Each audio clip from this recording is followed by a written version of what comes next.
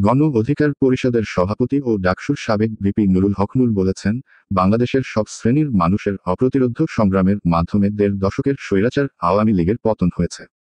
আপনারা পতিত স্বৈরাচার ও তার দোসরদের পরিণতি থেকে শিক্ষা নেবেন। মানুষ যাতে আপনাদের ওপর ত্যক্ত-বিরক্ত না হয়, সেভাবে কাজ করবেন। মানুষের পাশে থাকবেন। শুক্রবার বেলা 11:30টার দিকে ফরিদপুরের ভাঙ্গা উপজেলা বাজার বাসস্ট্যান্ডে গণ অধিকার পরিষদ আয়োজিত পথসভায় এসব কথা বলেন নুরুল হক। পটুয়াখালী শহীদ মিনারে আজ বেলা ৩টায় রাষ্ট্র সংস্কার শীর্ষক সমাবেশে ঢাকা থেকে যাওয়ার পথে ভাঙ্গায় এ পথসভা করেন তিনি। নুরুল হক বলেন, ফ্যাসিবাদ সরকার মনে করেছিল কেয়ামত পর্যন্ত ক্ষমতায় থাকবে। ছাত্র জনতার অল্প কয়েক দিনের আন্দোলনে যেভাবে পতন হলো, তা কল্পনাও করা যায়নি। এই কৃতিত্ব কোনো রাজনৈতিক দলের নয়, জনগণ ও ছাত্ররা রাস্তায় নেমেছে বলেই স্বৈরাচারের পতন হয়েছে।